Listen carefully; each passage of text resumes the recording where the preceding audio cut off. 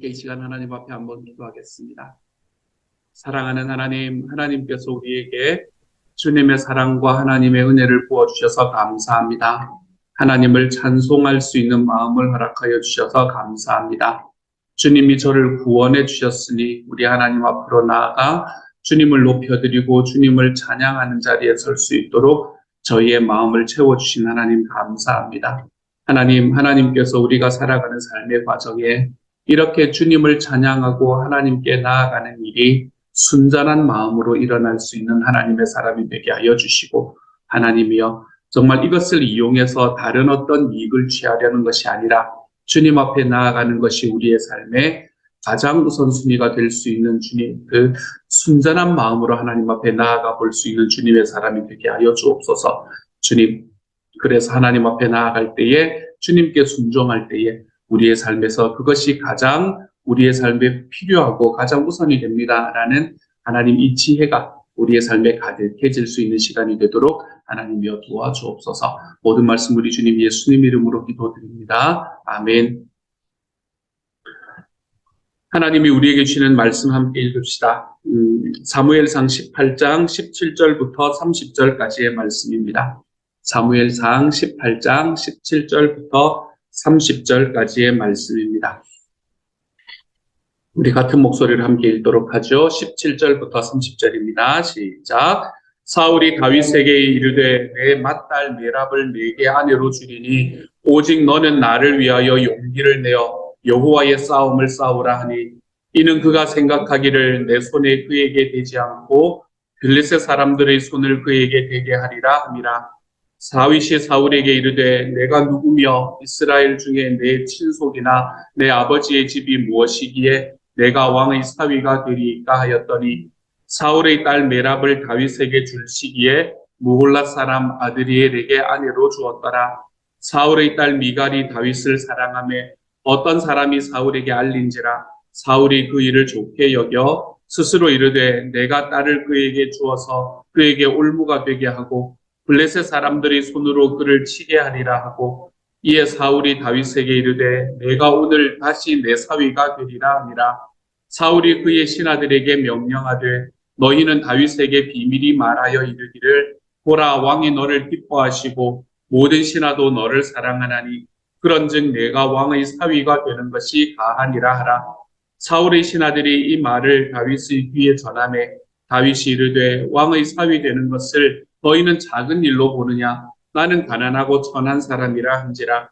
사울의 신하들이 사울에게 말하여 이르되 다윗이 이러이러하게 말하더이다 하니, 사울이 이르되 너희는 다윗에게 이같이 말하기를 왕이 아무것도 원하지 아니하고 다만 왕의 원수의 보복으로 블레셋 사람들이 포피 100개를 원하신다 하라 하였으니, 이는 사울의 생각에 다윗을 블레셋 사람들의 손에 죽게 하리라 함이라. 사울의 신하들이 이 말을 다윗에게 이르하려매 다윗이 왕의 사위 되는 것을 좋게 여김으로 결혼할 날이 차기 전에 다윗이 일어나서 그의 부하들과 함께 가서 블레셋 사람 200명을 죽이고 그들의 포피를 가져다가 수레로 왕께 드려 왕의 사위가 되고자 하니, 사울이 그의 딸 미갈을 다윗에게 아내로 주었더라. 여호와께서 다윗과 함께 계심을 사울이 보고 알았고 사울의 딸 미갈도 그를 사랑하므로 사울이 다윗을 더욱 두려워하여 평생에 다윗의 대적이 되리라. 블레셋 사람들이 방백들이 싸우러 나오면 그들이 나올 때마다 다윗이 사울의 모든 신하보다 더 지혜롭게 행하며 이에 그의 이름이 심히 귀하게 되리라. 아멘. 사실 이 말씀은 굉장히 이전에 있어야 될 말씀이었습니다. 왜냐하면 사울이 골리앗과의 싸움을 할 때에 저 골리앗을 무찌른 사람에게는 내가 내 딸을 아내로 주리라 라고 하는 약속을 이미 했기 때문에 그렇습니다. 그런데 이미 시간이 많이 지났어요. 시간이 꽤나 지나고 난 다음에 사울이 갑자기 다윗에게 자기의 딸인 메랍을 아내로 줄 것이다 라고 이야기를 합니다. 그러면서 붙이는 말이 뭔가 하면 내 딸 메랍을 너에게 아내로 줄 테니까 너는 가서 여호와의 싸움을 싸우라 라고 독려하고 있습니다.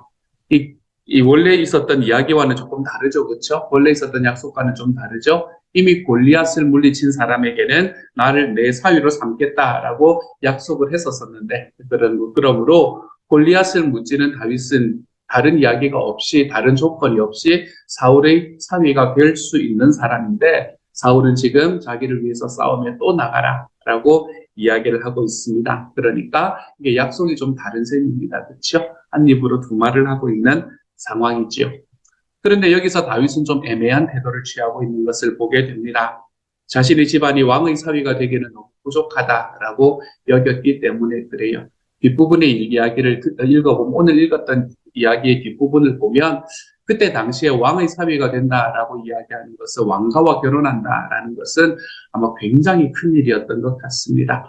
그렇기 때문에 왕가는 다른 나라의 왕가와 결혼을 하거나 아니면 그 나라의 가장 높은 귀족 집단하고 결혼하는 게 어쩌면 당연하겠구나라고 생각이 들 만큼 그때 당시는 굉장한 일이었던 것 같습니다. 아마도 챙겨가야 할 지참금이 너무너무 엄청났을 거예요.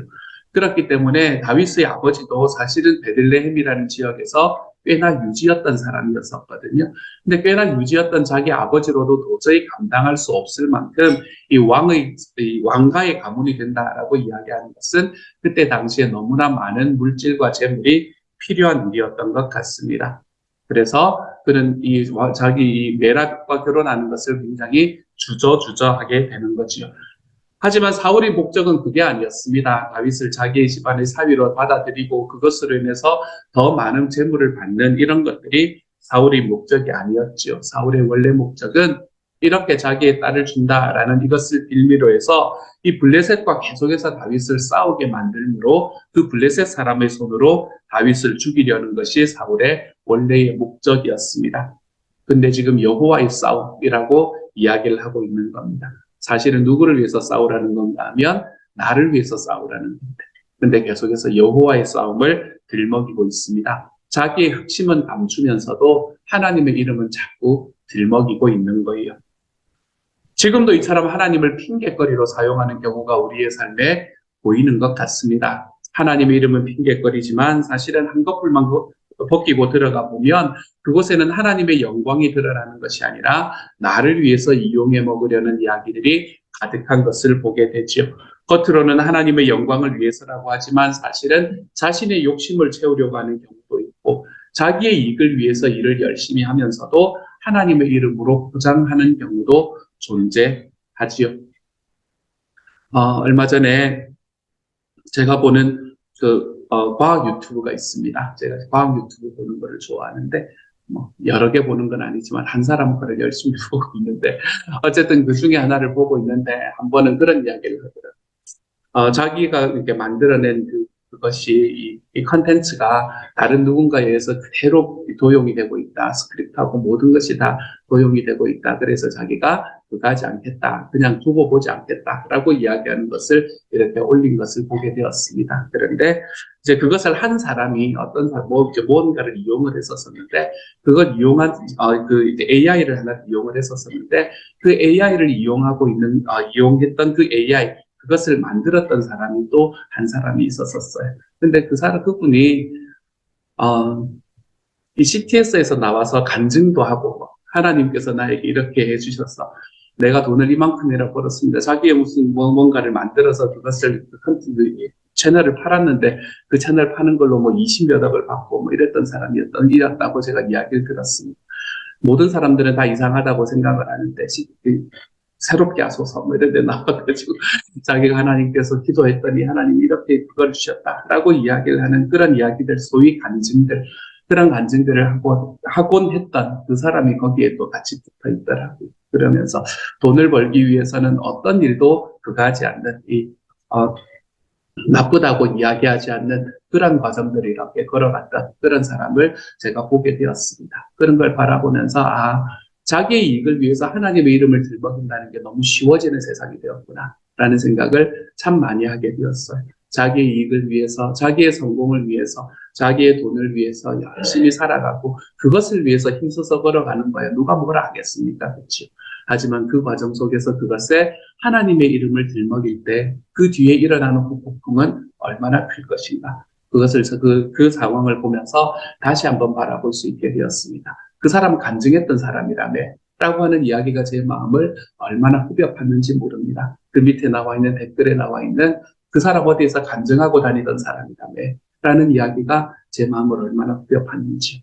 자기의 이익을 채우기 위해서 하나님의 이름을 들먹이는 일을 하지는 않아야 되겠습니다. 우리가 하나님의 이름을 들먹이면서 그것에 이 정당성을 부여하는 그런 과정을 걸어갈 때 우리가 볼 때는 그냥 좀 멋있다고 생각하고 넘어갈지도 모릅니다. 하지만 하나님께서는 그 중심을 바라보십니다. 중심을 바라보시는 하나님께서는 그 마음에 어떤 마음이 있는지 금방 아시는 분이시죠. 그러므로 우리가 우리의 일을 하면서 우리의 이익을 채우려는 그 일을 걸어가면서 함부로 하나님의 이름을 사용하지 않아야 되겠습니다. 오늘 사울이 하나님의 전쟁이라는 걸 이야기를 하면서 하나님의 싸움이라는 것을 이야기하면서 다윗을 블레셋 사람들의 손에서 죽게 만들려고 했던 것처럼 우리가 우리의 삶에서 우리의 이익을 채우기 위해 하나님의 이름을 사용하는 일들을 우리의 삶 속에서는 하지 않아야 되겠습니다. 십계명 이야기하는 것처럼 하나님의 이름을 망령되이 말하지 말아야 되겠습니다. 오늘 하루 우리의 삶에서 그렇게 살아가 볼 수 있는 하나님의 사람이 될 수 있기를 우리 주님 이름으로 축복합니다. 이러고 난 다음에 사울은 또 이상한 일을 합니다. 자기의 딸 메랍을 사울에게 주겠다라고 이야기를 하고 난 다음에 이 메랍을 주려고 하는지 사울이 다윗에게 주어야 할 시기쯤에 다윗이 아직 마음을 결정을 하지 못하고 있었던 것 같아요. 그렇죠? 그렇기 때문에 그때에 다윗을 다시 한번 설득해 보거나 이런 것이 없이 메랍을 다른 사람에게 또 아내로 툭 줘버립니다. 사울은 정말로 종잡을 수가 없는 사람이었던 것 같아요. 종잡을 수가 없는 사람이었던 것이 오늘의 말씀에 또 봅니다. 그리고 난 다음에 이번에는 동생 미갈을 다윗에게 줄 생각을 합니다. 그 미갈이라는 이 자기의 또 두 번째 이 작은 딸이었겠죠, 그렇죠? 미갈이라는 딸이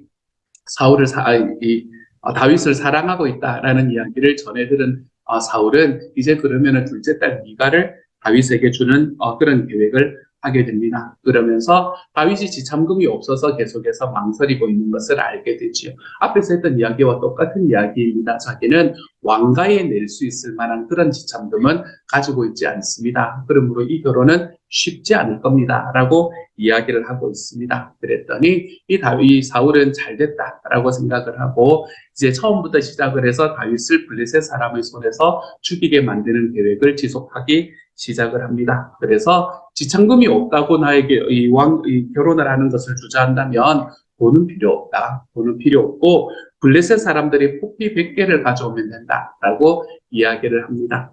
예전에 왜 임진왜란 같은 때 우리나라에 왔을 때에 일본 사람들도 일본의 이 왜구들은 돌아갈 때 우리나라 사람들이 귀를 베어서 돌아갔다라는 이야기를 여러분 들으신 적이 있으실 겁니다. 그 귀를 베어서 그것을 다 배에다 싣고 돌아갑니다. 왜냐하면 그 귀의 개수가 자기들의 전공과 동일했기 때문에 그래요. 그렇기 때문에 사람의 몸에 있는 어떤 신체의 일부를 베어서 자기의 전공으로 삼아서 가져간다라는 것은 꽤나 후대까지도 이어졌던 일인 것 같습니다. 그때 다윗의 시대에도 역시 그랬던 것 같고요.